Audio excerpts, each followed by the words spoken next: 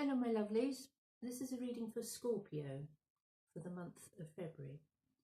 I hope that you are all well. My guides have suggested I show you my painting here, and this is Oberon, he's the king of the fairies, and so there's an energy around that is to do with things mystical and magical and to do with manifestation as well. So how you shift from one way of being into something else seamlessly. So I feel that for some of you there's been a months, if not years, of struggle with, if it's not a physical ailment or situation around you, then it's an emotional one that may have held you back in finding joy and contentment in certain situations around you. And the first little card that I have for you is an angel card of healing. So during this month of February, there's this major shift in how you may have perceived your physical body or your emotional body or an emotional situation around you, because the timing is right for it to be healed and for you to release any sense of upset or resentment or bitterness towards a person or a situation around you. And this could go back a very, very, very long time. You see there are two angels, and one is placing the hands on the other one, and also what looks like a little sheet of paper that one of them is holding. So this suggests to me that for a healing to occur for you on whatever level, that writing a letter may help with this. Now you're going to say, oh, I don't want to contact this person. Well, that's fine. You don't actually have to contact them, but there is a lovely ceremony that I've done and taught many times. It's called Write the Letter, Burn the Letter. So if you're holding any negative thoughts or feelings towards a person or a situation, is to write a letter, spelling it all out, everything. It can be pages long, and you don't have to do it in one go. You can do it over days. And then when you feel you've got it all out, everything that you ever wanted to say, find a nice coloured candle, a colour that you feel is appropriate to this situation. And then reading out the letter, reading it out loud. You don't have to do it when anyone is around. Just close the door, read it out loud, and then you burn the letter. And this act of writing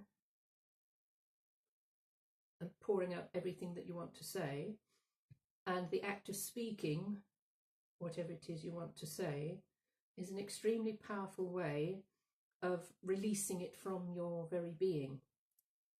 And the act of burning it is a way of the other person receiving, or persons or group, receiving that message on another level. And so that's where the healing occurs. And also the smoke will take the message to the heavens if who you've been dealing with is no longer in the physical body. It's a way of overcoming that blockage you might have put on your own heart, and allowing you to move forward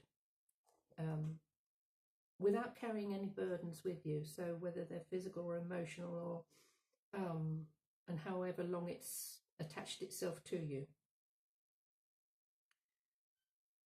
Here we have a self-mastery card, and it is insight. Now there are different meanings, or many meanings, to the word insight. So it can mean your intuition, so having an insight. That makes sense. But also what I glean from this is something is in sight. It's coming into view. So something is about to show up that you might have been longing for or desiring for a very long time. And because you do this little bit of inner work, and you don't need to share, well, Scorpios don't want to share with really anything private with anybody, so you can do some private inner work, like writing the letter, and then watch what happens, see what actually shows up. And because February is a short month, you may see a result very, very quickly. Also, if you've written a letter and you've burned it and you think, oh gosh, I didn't write that, I didn't say put that bit in it, then write another one. It might not be as long this time. And so every time you do this process, you're clearing away and clearing away and clearing away more stuff. And one vital part of this writing the letter process is at the bottom of it, once you've finished your rampage, is you put, I bless you, I release you, I let you go. Without that, you may still be hanging on to a sense of upset. So by blessing the person or situation, by releasing them, you release yourself too, and letting them go, you let yourself go. And it says here, insight is the eye I use to see below and beyond the surface, so that I can fully appreciate the context and meaning of everything. And that is very Scorpionic. That's that ability to see beyond the situation around you, seeing it in a very different light, and you may even have an aha moment. And it's also very Pluto. Pluto rules Scorpio, and Pluto is to do with the underworld. He rules the underworld. So he's also called Hades. So in the Greek, he's Hades. In the Roman, he's Pluto. And there's a huge conjunction in January 2020 between Pluto and Saturn. But we're already feeling the effects of it. So if your world is being shook up a little bit, Saturn rules our structure, what we build in our lives, but also our physical structure. So it rules your bones, your teeth, your skeleton. So if your physical structure is damaged in any way, the energy over this next couple of years is assisting you in a healing of that, and also what you build in your life. So the Pluto energy is about power, how you use your power. So your physical power, but also your emotional, but also very much so your intuitive power, and allowing that to guide you and seeing life in a completely different way. So there's this big shift, big shift around you, moving out of a sometimes, because the Scorpio is the you have a shell on you, and sometimes you can retreat into that shell so that nothing can harm you or prod you or get in your way. And I feel that this is a time for you to come out of that imprisonment, sometimes self-inflicted. So then I like to choose an animal card. As I work with animals, I'm an animal healer and animal communicator, and see animals show up in my paintings. And these are the Native American medicine cards. So you have medicine of porcupine. So that might resonate with some of you. You're a prickly little creature, very sensitive to attack, very sensitive to something or somebody coming into his energies. And the number associated with it is 12, which reduces to 3. So 2019 is a 3-year, 2019 adds up to 3. And the energy of 3 is about joy. It's the joy of living and expression, how you express yourself in life. So last year was a 2-year. 2 is about partnerships and duality in a way for you. So you've moved out of that energy into the triumvirate, as it's called. So it's heaven and male-female energy. So this sense of bringing heaven to earth. That's what this year is about, and not just for Scorpios, but for everybody. And it's manifesting your dreams and your goals. Okay, so the energy of the porcupine is, yes, use your prickles to have a healthy boundary around you, or your shell, being the Scorpio, healthy boundary around you, but also they are antennae. So the little prickles on the porcupine are antennae, and it's what you can sense and feel on a deeper level that wants to come and enhance your lives. With the little mini card, the porcupine card, it says, trust your process and yourself, honour your connection to great mystery, and have faith. So on some level there's a connection that you might have thought has been broken with great mystery, the mysteries of life, but it's edging its way towards you, and your little porcupine antennae prickles will be picking up signals from great mystery or infinite mind or universe, whatever it is you wish to call it. And it says to trust your process and yourself. So even though you may not have a frame of reference around you, within your family, within your friends, within your work colleagues, of new sensations and insights, this is saying use your inner awareness. Let this be a process. Let this new way of thinking and feeling and existing find its way into your body in such a way that it starts to fit. Because initially things might feel a little bit uncomfortable because you've never experienced certain things, or had visions, or maybe meditated, or picked up on other things that are outside of your 5 senses. And then I've chosen an Ascended Master card for you, and this is the spiritual law of attraction. And this is Melchizedek. So he's an Ascended Master who was around in the time of Abraham, and he was a Canaanite priest, king. So he was a pretty powerful dude, and you see what he's holding here is part of some sacred geometry. So the law of attraction is a universal law which says that which you focus on, you will bring into your life. So if you focus on negative things will show up. And if you've been running a program all through your life that has negative connotations, that's why you may not have a successful relationship, or you've never got ahead in your career, or your health has always been a bit below par. What Melchizedek is offering to you is a way of working with the law of attraction so that you only bring to you positive things that you focus upon.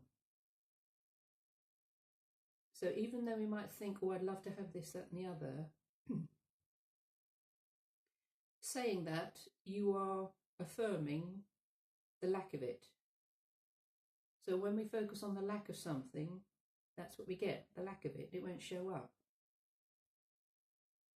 So using affirmations in a way that says it's already arrived, even though it hasn't, you're using an attitude of gratitude, And then the universe works with that, because if you're already saying, I've got this, it's arrived, it's shown up,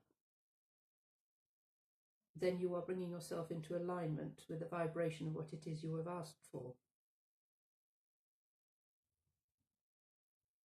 And it has to show up when you do it in the positive and you show gratitude.